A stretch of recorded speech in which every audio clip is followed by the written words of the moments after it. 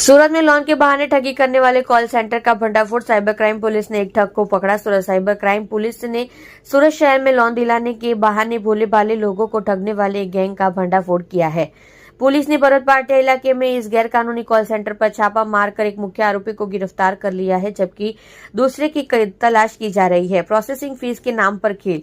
गिरफ्तार ठग प्रवीण चौहान और उनका साथी लोन की जरूरत वाले लोगों को टारगेट करते थे। वे सस्ते और आसान लोन का लालच देकर लोगों को अपने भरोसे में लेते थे। एक बार आवेदक के फंस जाने पर वे प्रोसेसिंग फीस और दूसरे चार्ज के नाम पर हजारों रुपए ऐंठ लेते थे। पैसे मिलने के बाद वे लोन देने के बजाय संपर्क काट देते थे। पुलिस की कार्यवाही और जब्त सामान। सूरत साइबर क्राइम पुलिस को मिली जानकारी के आधार पर भरत पाटिया इलाके में एक ऑपरेशन चलाया गया। पुलिस ने मुख्य आरोपी प्रवीण चौहान को गिरफ्तार कर लिया है। इस जुर्म में शामिल नमन चौहान नाम का एक और आदमी अभी फरार है। पुलिस ने उसे पकड़ने की कोशिश शुरू कर दी है। पुलिस ने मौके से मोबाइल फोन, सिम कार्ड और लैपटॉप समेत कुल 55,000 रुपए का सामान जब्त किया है। देख रहे हो न्यूज 9 सुरती चैनल के साथ कल्पेश राणा की रिपोर्ट।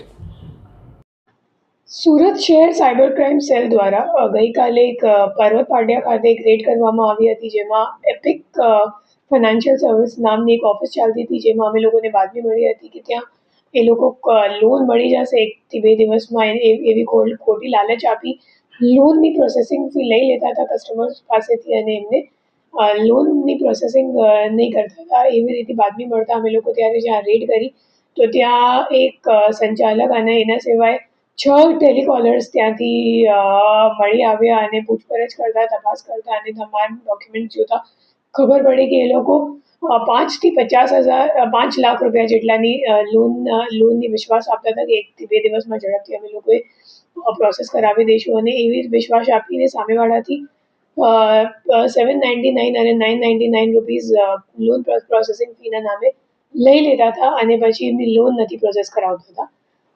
એ જે ટેલિકોલર્સ છે એમને દર દિવસની ટાર્ગેટ્સ આપવામાં આવતી હતી અને એ માહિતી એ લોકોએ મેટા એડ્સમાં એડ ચલાવીને કલેક્ટ કરતા હતા। તો જે લોકોને લોનની ઇન્ક્વાયરી કરવી હોય એ લોકો એડ પર ક્લિક કરે અને એડ પર ક્લિક કરવાથી તમારું નામ અને નંબરનું ડેટા એ લોકો પાસે પહોંચી જાય અને પછી એ લોકોની લિસ્ટ બનાવીને એ લોકો તમામ ટેલિકોલર્સ વચ્ચે વેચણી કરી બધાને ટાર્ગેટ આપવામાં આવતી હતી કે તમારે આજે 100 કોલ કરવાનું છે કે 200 કોલ કરવાનું છે અને એ મુજબ આખી પ્રક્રિયા ચાલતી હતી છેલ્લા 6-7 મહિનાથી।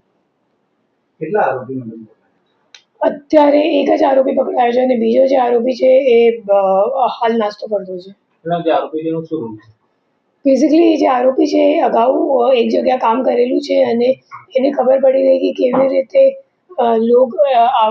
मतलब एक लोन एजेंट तरीके काम चालू है हाल मार्केट में, तो एमने एम लाग्यो कि हूँ लोन एजेंट तरीके काम करी लूँ અને 799 અને 999 જેટલી નાની રકમ માટે કોઈ સાયબર ક્રાઇમ કમ્પ્લેન્ટ કરવા વાળું નથી, એટલે પછી એમને એમ લાગ્યો કે હું ઓનલાઈન કસ્ટમર્સનો ડેટા માહિતી લઈને પછી એમને ચીટિંગ કરીને એમના પાસેથી આપણે લોન પ્રોસેસિંગ ફીના નામે પૈસા લઈ લઈશું। કેટલા પૈસાના લોકો લીધા હતા? એ લોકો 799 999 મુજબ અને જે ટેલિકોલર સાથે વાતચીત થઈ તો એમાં દર દિવસનું તમે સમજી શકો 20 થી 30 જેટલા માણસો કન્વર્ટ થઈ જતા હતા કે લોન પ્રોસેસિંગ ફી આપવા માટે રાજી થઈ જતા હતા અને એ મુજબ આપણે અંદાજે અમે લોકોને લાગે છે કે 10 લાખ રૂપિયા જેટલાનું એમને છેતરપિંડી કરીએ છીએ। કેટલા સુધી લોકો સાથે લોનની છેતરપિંડી કરી ચૂક્યો છે?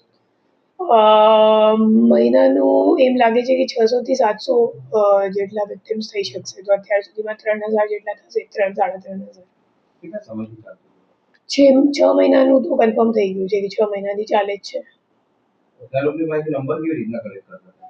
મેટા એડ્સ પર એડ ચલાવતા હતા અને જેને લોન જોતું હોય એ લોકો એડ પર ક્લિક કરે તો એમનું નામ અને મોબાઈલ નંબર એમને મળી જાય, પછી એ મોબાઈલ નંબર આધારે એ લોકો ટેલિકોલર્સ મારફતે કોલ કરાવતા હતા કે તમે હવે એમને કોલ કરીને એમને પાસેથી એમને કન્વિન્સ કરીને એમને પાસેથી લોન પ્રોસેસિંગ લઈ લો।